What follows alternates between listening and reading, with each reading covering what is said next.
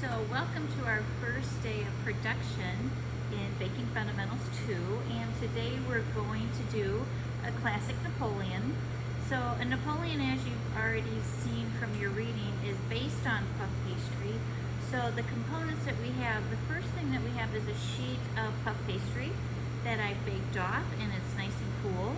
And then we have our pastry cream, which again we've mixed already, and it's cool.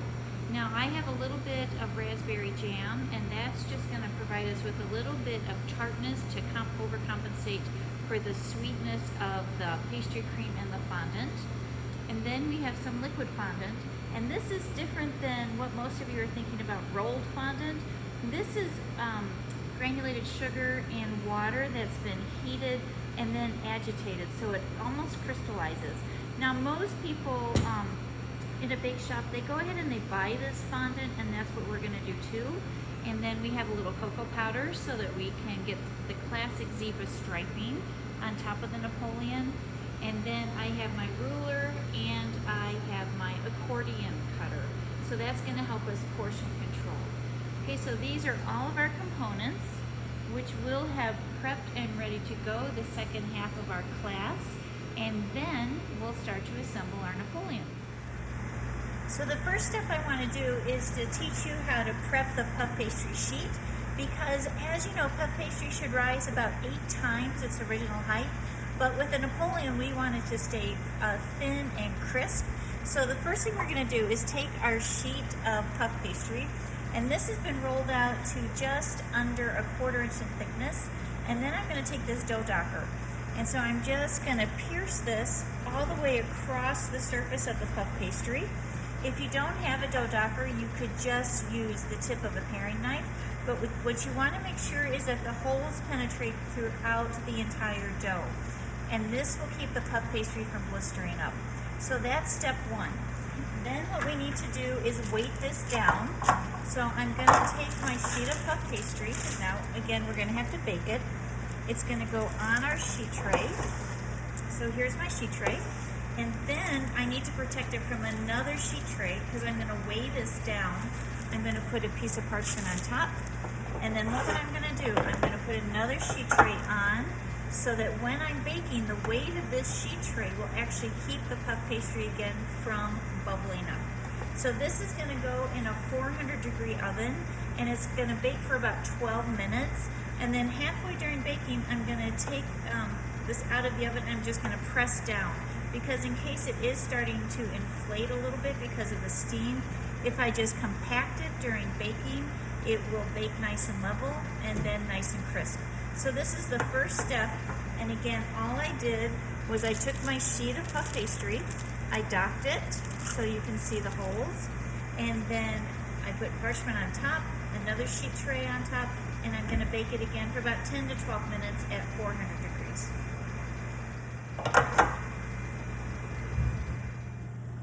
So after, okay, I was on commercial break while this was baking. So after it's baked, guys, you can see how nice and crisp this is and how golden brown it is. Now, for something to be labeled the term Napoleon, it should always have 3 layers of dough and 2 layers of filling. So what I want to do is cut this into 3 equal strips. So I have my measure here, and I am measuring out 24 centimeters. So what I want to do is set up my accordion cutter or my wheel cutter and set each one at 8 centimeters. So you can see what I've done, and then this will give me a perfectly even cut. So all I'm going to do is just kind of mark this. So I'm just going to take my wheel cutter and mark my dough. Now I can't really trust that the wheel cutter is sharp enough, so all I did was mark this so I had nice even lines, and now I'm going to come through and I'm going to cut into my puff pastry dough. So if you think about it, you could turn almost anything into the term Napoleon. Again, if it has 3 layers of dough and 2 layers of filling, so even a lasagna could be labeled a Napoleon as long as it fits that criteria. So what I want to do now is when I start to build this, the middle part of my strip is always the most level. So I'm going to save this piece, and I'm going to use that for my very top, so that my Napoleon starts to will end up evenly. And what I can do, even though you can see I weighted it down, sometimes these edge pieces can rise up a tiny bit. So when I'm building, I'm gonna take note of that, and just if I have to kind of alternate them a little bit, I will, because I don't want this to start to build at an angle, because then it could easily just start to slide apart. So my goal here is to make sure that I am perfectly level as I'm building. So I'm gonna take my first piece of puff, and when I do this, I wanna just invert this over so that flat side is down. And what I'm gonna do is take my cold pastry cream. Well, actually, what I'm gonna do is take my raspberry jam, because I wanna add this again so that I have just a little bit of tartness, so this isn't too sweet. So I'm just gonna take this and put just a nice thin layer down. You could use fresh fruit, which would be great in, spring or summertime, or just any type of seasonal fruit.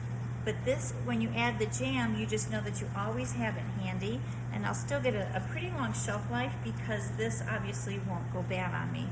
The only thing that can really go bad on a Napoleon, the puff pastry can get a little bit soft, and then we just have to watch the date of the pastry cream, because you know from Baking Fundamentals 1, the shelf life of pastry cream is only about a week, okay? All right, so I have my jam down. Again, it's not a lot, because I don't want to promote any sliding when I'm building this. So my jam is down, and now what I'm gonna do is called framing out. So I'm gonna take my bag, my cool pastry cream, and you'll notice I'm just piping a frame. And when I do this, I'm not going all the way to the edge, because as I start to build this, the weight of the next layer will push this pastry cream to the edge, and I don't want anything to go sliding off. So pastry cream goes right down the middle. To get it perfect, I would just again take my offset, and I'm just gonna do one line down, and look how nice and level that is. So what I'm gonna do now is take my next layer of puff, and this time, instead of flat side on the bench, I'm gonna flip it over so flat side is up, so that any of these little ridges that I have, guys, they will push into the pastry cream, and then I will still be able to build nice and level. So there we go. I just kind of tap it in to make sure that it's attached, and I'm only gonna put the jam on the first layer, because we don't want to overpower it. So again, I'm gonna frame this. Pastry cream down.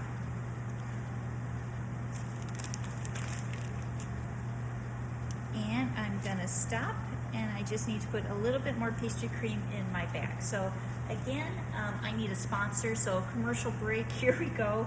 I'm just gonna fill my bag, and I'll be right back. And build my second layer. And now with this one, we're only gonna put one layer of jam on, so I'm gonna do straight pastry cream. Too much jam might make it a little bit too rich. So again, I'm just framing out. I'm gonna take my offset, and again, I just need to smooth this. So you'll notice again, I wanna have my index finger on the edge of the spatula so I get a nice even layer of my pastry cream. And now what I wanna do is I'm just gonna move this over, scooch this, and I'm gonna deal with my top piece now, because I wanna finish this off and put my fondant on. So what I want to do is, before you start to do the striping, we need to make sure the fondant and the chocolate fondant are of the same consistency. Otherwise, when you go to pull the lines, it might not look very attractive. So what I need to do, I need to create my chocolate fondant. So I'm going to take some of my white fondant, I'm going to put it just in a container, and you're going to see when I start to mix this that the cocoa powder that I'm adding, cocoa powder is considered a dryer.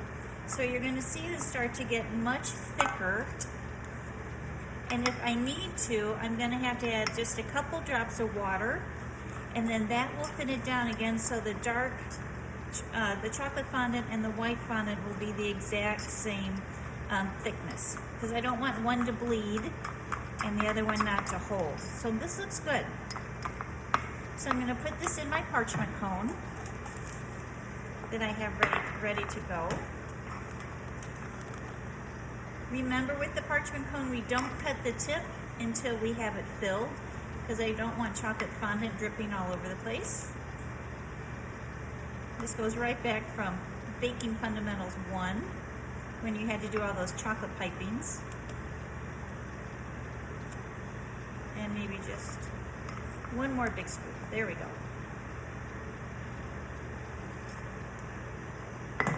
So I just need to seal up my bag.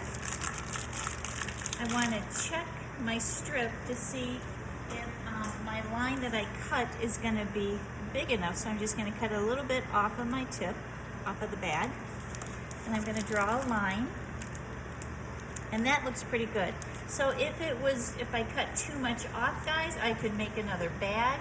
If I didn't cut enough off and my line was too thin, then obviously all I would have to do is just cut my bag a little bit more. So I want to clean up my area because I don't want to have a lot of crumbs on my surface area, because I don't want to get them into my white fondant. It's kind of like frosting a cake. You don't want crumbs in the icing. So I'm going to take my fondant, and again, this fondant was just thinned down with some water. So I'm actually going to put a little bit more on than what I need. I'm going to take my offset. I'm going to start at the top, and I'm going to do a couple swipes top to bottom, and I want to make sure I get fondant over the entire surface. So I think I'm a little thin right here, so I'm going to put just a little bit on. If it falls and runs over the edge, I'm not worried about it, because we're going to lift this up and then put it on my my built Napoleon right on the other side. So I'm not worried about any dripping.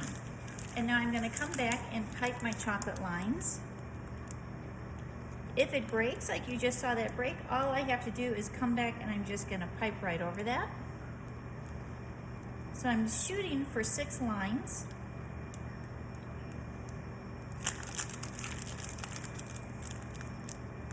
The more lines you put in, you get more of that zebra striping that everyone likes to look at.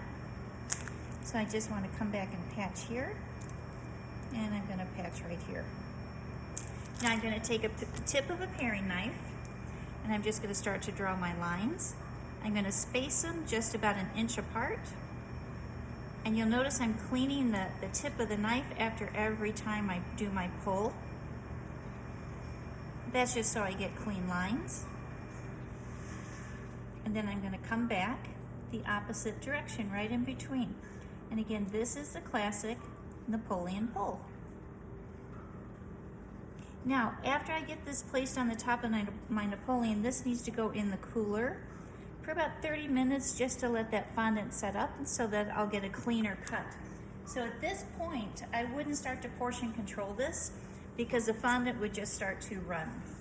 So I'm just going to take this, lift it, and put it right on my Napoleon. And I'm just going to center this a little bit. I'm going to press it down and make sure that I'm nice and level. And so, guys, this is my finished Napoleon. Of course, I'm going to clean up my table. So I'm just going to swipe this down. I would put this on a sheet tray. Again, I would let it sit for about 30 minutes. And then look at my layers. Hopefully you can see that. I'll tilt it a little bit, but just so you know, my fondant might start to drip. So you can see I have my 3 layers of dough, I have my jam, and my 2 layers of pastry cream.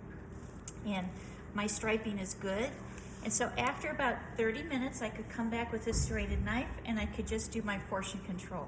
Portion control is usually just about a 1-inch portion, and then it's ready to serve. My shelf life is really only a couple days because this has to be under refrigeration because of the pastry cream. And puff pastry doesn't really like to be held under refrigeration because then it kind of loses its crunch. But perfect classic dessert that every pastry person should know how to build. And again, this is our Napoleon. So when you come in, we're going to build this first thing, night 1. So I'll see you guys in class.